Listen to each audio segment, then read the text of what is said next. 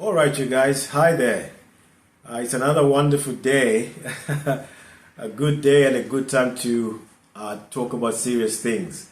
Hope you're doing okay out there. Hope everything is going well for you, and I hope that you're in good health. Thank you so much for joining me and coming across the Marvin Mukanaka YouTube channel. You're very, very welcome. Thanks to all of you new subscribers that keep joining, and I continue to invite you and bring you in. It's a good time to have meaningful conversations, and I hope I'm making sense to you so far. So today, topic of discussion today, quite interesting, an interesting bag. I won't tell you what it is until I start speaking. You pick it up from there. But quickly, please subscribe once again, like and share the videos, and send in comments. Let's continue to have healthy and helpful conversations. So today, there was one of the greatest hits of all time. This one came in the 80s, which was by the Isley Brothers. Man, it sent waves everywhere. And even up until now, it's still such a fresh song. It's a song that continues to outlive some of the hits that come and go.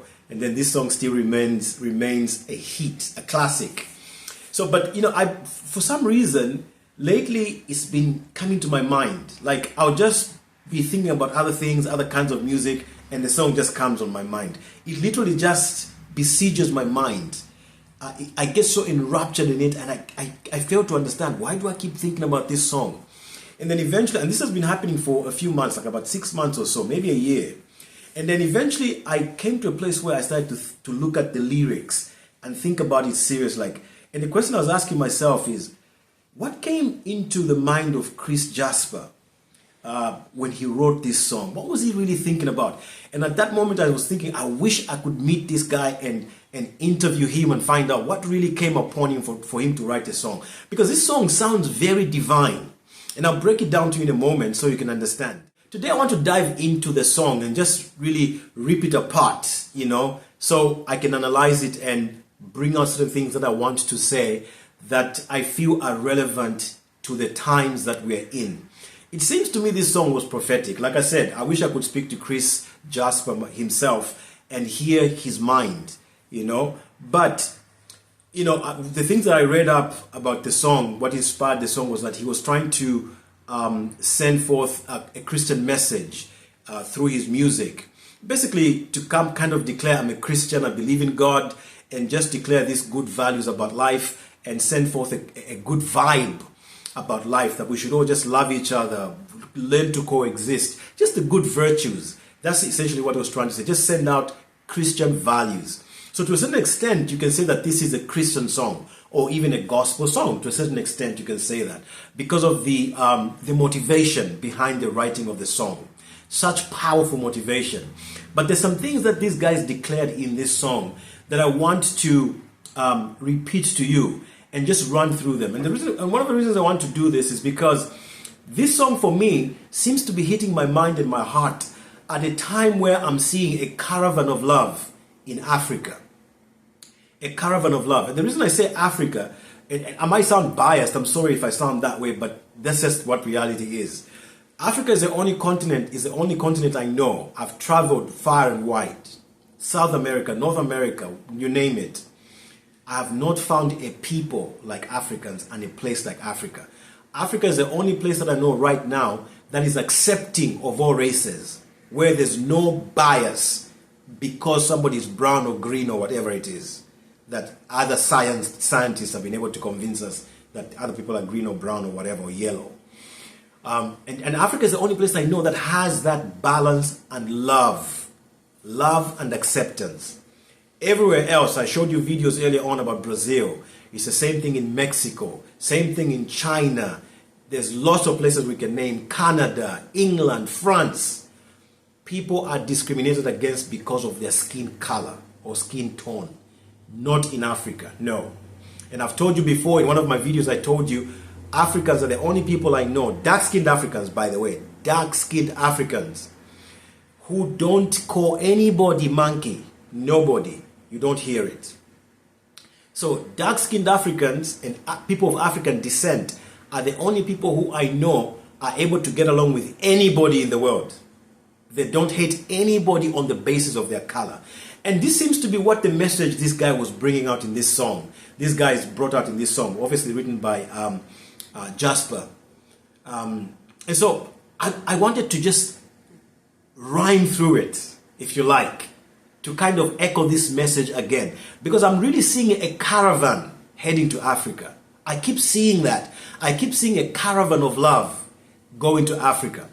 This is part of the reason, not the song. This is part of the belief that I just told you about, the belief that there's a caravan of love building up in Africa, heading towards Africa, is the very reason why I subtitled my book, An African American Exodus. I just kind of felt there's going to come a time where people will start leaving all these big countries, the countries that we've known as green pastures, such as America, Canada, and will be heading to Africa. And before you judge me to say, who does he think he is? What does he know? Before you judge me, let me give you evidence. Because personally, I just conceived this idea. My spirit just conceived this message. But I didn't have the evidence on the ground to support my thesis.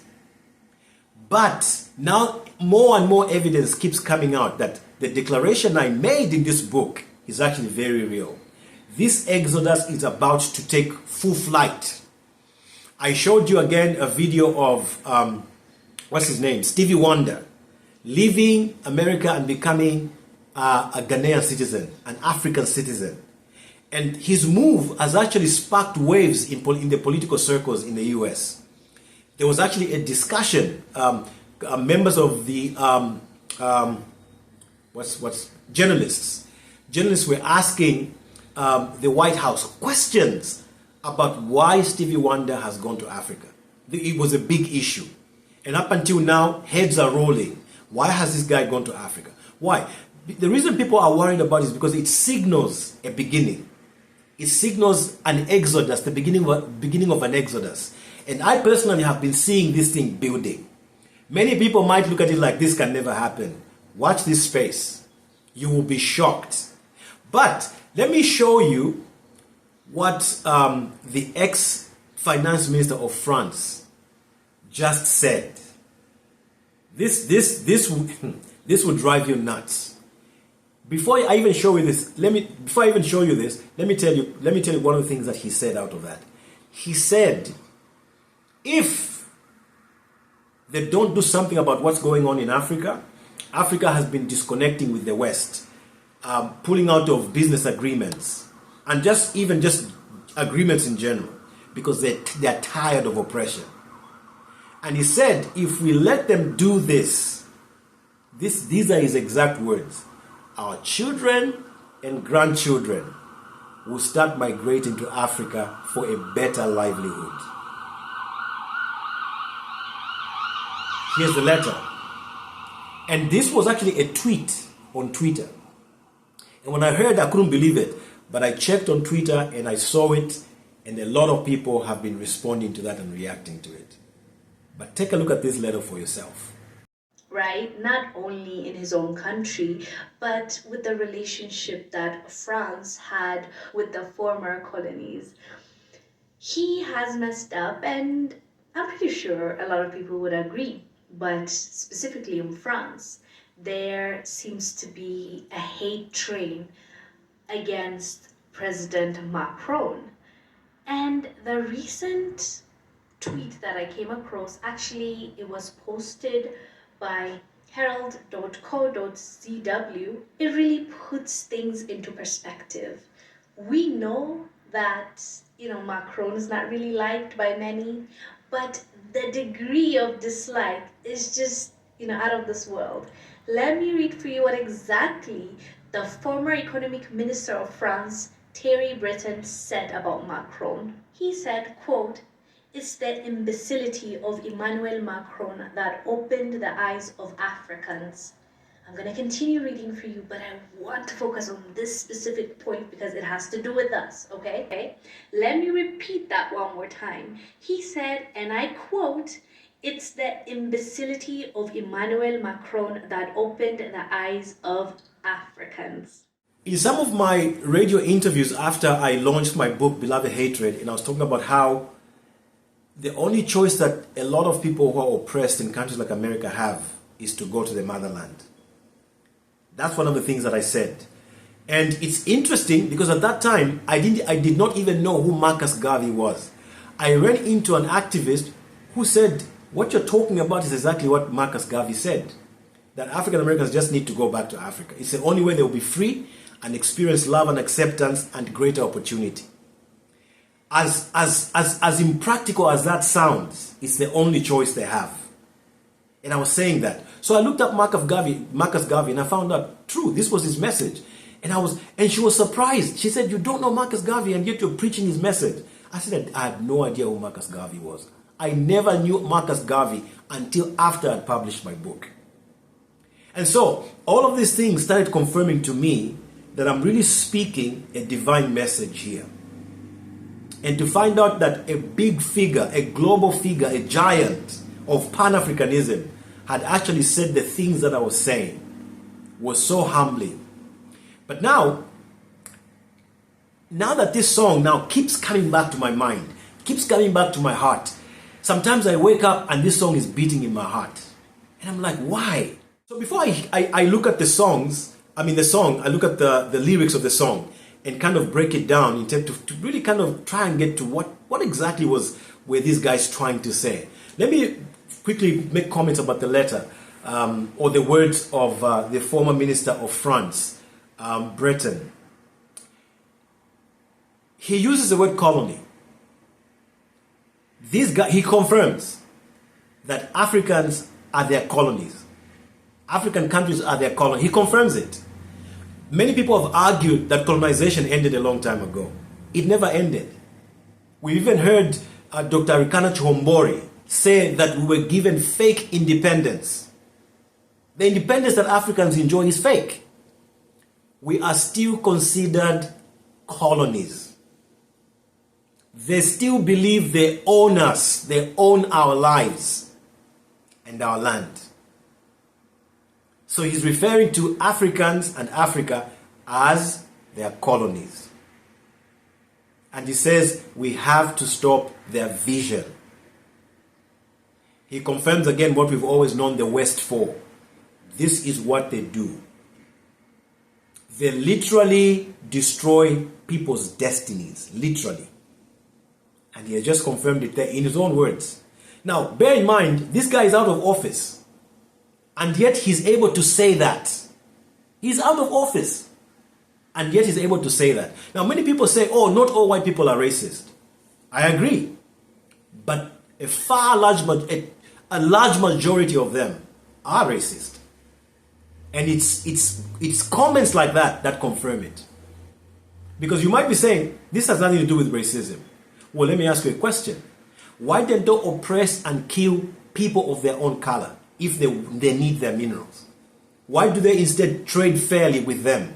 But when it comes to the other races, Latin America and Africa particularly and especially, they cause war, division, confusion. They take the mineral resources for nothing, by force. Why? It's racism. But anyway, you can have your take on that, but let's get to the song. Now, listen to the words, to how rich these words were. Because for me, they sound prophetic. Listen to these words. He says, hand in hand we'll take a caravan to the motherland. Which is the motherland? Because at the end of the day, somebody might say, no, he wasn't talking about Africa. But which is the motherland? The only motherland I know is Africa. That's the only continent I've ever heard, anywhere I've gone, people call as the motherland. Why the motherland? Because it's where mankind began. And they even say it in the song. That's part of the lyrics of the song. Where mankind began. You've heard the song, where mankind began. So this to the motherland is a reference to Africa. But you just wonder what came upon these guys, or the writer of the song, to think about these lyrics, or to have such a message. Because it almost sounds as if it's a prophecy for the end time. And I've told you before, Africa is on the rise. Europe, the West, including America, they are going down. The Fed, I think it was 2 weeks ago, a week ago, they've actually confirmed they have serious concerns about the economy. They actually admit the ship is sinking. You have ex-minister of Greece, ex-finance minister of Greece, Yanis Varoufakis, he's been warning Europe, this ship is sinking. Now you hear this ex-finance minister of France saying if we allow Africa to do what they are doing, to unite and start industrializing and become disconnected from the West, our children and grandchildren will end up having to go to Africa. Migration will change. Those are his exact words. Migration will change. You are now going to see an immigration crisis from Europe into Africa and not vice versa. And all these things confirm that Africa is on the rise. Africa is on the rise. But anyway, enough of the politics. I want to stick to the song. It says, now the children of the world can see there's a better way for us to be. Now the children of the, who are the children of the world? It's the Gentiles. If this was a prophetic song, that is. For now, let's assume it's not. But if this was a prophetic song, the children of the world are the Gentiles. Can see there's a better way for us to be. I'm telling you, I've said this before again. The world has only ever been stable and peaceful everywhere when Africa was ruling. The moment Africa was trodden upon and oppressed and enslaved and colonized, the world has never been at peace. But God is now bringing that peace back because he's been able to show all of us, only these guys in Africa can make everybody live at peace with each other. They're the only ones. That's why you can make an argument that dark-skinned people of Africa are the chosen people of God. And then he says, now the children of God of the world can see there's a better way for us to be. The place where mankind was born is so neglected and torn apart. The place where mankind was born. You cannot neglect your mother. You will suffer. As long as Africa remains neglected and torn, the world is neglected and torn. And God himself now is bringing things back into position. Back where everything began. Because Africa is the foundation of the world. Whether you like it or not. And I've made a declaration before in some of my videos. I said, there's going to come a time in history where every person everywhere will be crying for an African person. Who wants to affiliate with an African person. Because they are blessed. Because they are the chosen. Because they have too much in them. We've already heard declarations from experts such as, what's her name, Jen Elliott, saying that we're getting into a time where our friends are going to need the melanin from black people. They'll literally be running for this melanin. The melanin will become like the oxygen that we breathe. Listen to what she said herself. Listen to it yourself. Here it is. People, get over it. By the time these young people get ready to have children, they will realize that as the hole in the ozone layer gets larger and larger, more and more sunlight is allowed to enter our environment, and more people who have pale faces are going to die of melanoma, which is a skin cancer that you get if you don't have enough melanin in your skin. Let me tell you, people of color are going to be very much in demand for reproduction in the future. And mark my words, you're laughing now, but you wait 20 years. You won't even have to wait 20 years because they're going to see that if they want their children, their grandchildren, and their great-grandchildren to survive, they're going to have some melanin in their skin. That's the way it's going to be. Okay, I'll leave that alone for now. I want to continue with the song. Then it says, every woman, every man, join the caravan of love. Stand up, stand up. Join the caravan of love. I don't know. I wish these guys could confirm that this was a prophetic song. Because I would say that right now we need to stand up and join the caravan of love. Africa is going to teach the world how to love and accept everyone. That's the kind of continent, that's the kind of people Africans and dark-skinned people, black people have always been. Jen Elliott herself once said she cannot understand how black people have been able to forgive white people and not even seek vengeance for the things that they have done against them. It's amazing. That's why I keep saying Africans are a miracle. They are a miracle. And I believe the scripture, here I am with the children whom God has given me. We are for signs and wonders. I believe that scripture was being said about African, dark-skinned African people. They are a miracle. But there's going to be a demand for that melanin in the end times. That melanin will become like oxygen that everyone needs. The people who have been insulting Africa and Africans, they will suddenly be crying for Africans and Africa. Crying for Africans and Africa. Please be my friend. Please be my husband. Please. I need you. It's going to happen. Let's go with this. Let's continue with the song. So we'll be living in a world of peace, in a day when everyone is free. We'll be living in a world of peace. When God restores Africa, it's going to become a world of peace. Because that's the promised land. And like I've told you before, Africa does not segregate.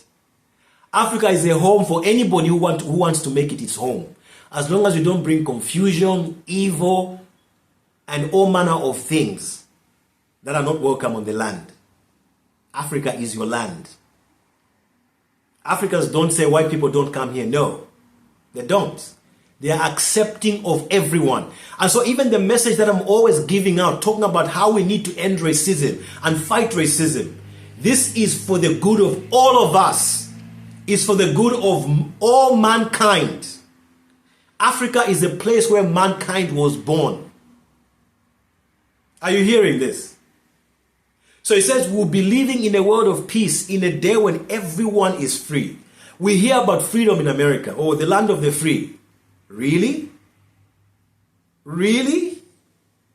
We hear these declarations of freedom in so many of these Western countries, but there's no freedom.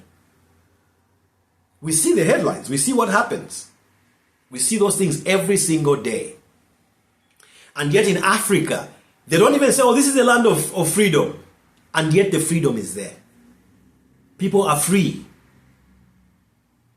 So this song, I hope from how I've explained it, you can now understand why I'm getting good vibes about this song and why it keeps rumbling my spirit. So join this caravan. I'm building a caravan of love right here. Join me. Join me with those comments on this caravan of love. Let's head to Africa and build a world where everyone is free, where everybody has enough, where everybody just laughs and has joy in their hearts. Pray for that day to come. Pray that you will see that day. It's about to happen. It's about to happen. I'm telling you. So, I've rambled too much, but let me leave you with the song once again. Let me get those comments. Let's have a caravan of love with comments on social media. Let's blow up social media with comments of the caravan of love. The caravan of love is coming to Africa. Stevie Wonder has already gone to Africa. Dave Chappelle has talked about going. What's his name? Steve Harvey. As a matter of fact, let me show you Steve Harvey's clip. Listen, this is what he said. This is what Steve Harvey said. Listen. They are the kindest, most sincere people I've ever been around. Ever. Forget everything you've ever heard. After you go to Africa, you got to go to Ghana first. Then you need to go to Botswana, because you need to see Botswana is the second richest diamond producer nation in the world. Them black people over there got something. And then you got to go to Johannesburg. That's what you got. You got to do that jump right there. Once you see that, you'll understand who we are. Them Africans ain't stole nothing from us. They talk about Burna Boy stole this. No, we stole from Burna Boy. Them Africans is us, man. They the beat, they the rhythm, they the soul, they the hard work. We get our courage from them. When you see them people, they look just like your family. They walk like us. They look like us. They got moves like us. It's just, you gotta see it. And my goal is to help bridge this gap, because we got to touch base with them, because they love y'all, man. You don't even know. They think y'all to catch me out. They think y'all to lick. You know why? Because they know what you went through. They know where them slave ship picked you up at. They know they brought you to a land. They know what they did to you. And y'all still over here shining. If we take this shine back over there and give them the love and teach them that dust, we'd have a powerful union. And so this is the beauty of Africa. This is the beauty of Africans. This is the beauty of Africa, the motherland, and the beauty of its people. That even when they're being destroyed, they're smiling. Our friends, even when they've looted, stolen, and taken everything, they still can't afford a smile. But not Africans. Black people are a miracle. And I use black because that's what they've told us. But like I told you, it's dark-skinned people. Because Africans have populations, and it's been like that even of old. Sometimes they'll produce children who are very light-skinned.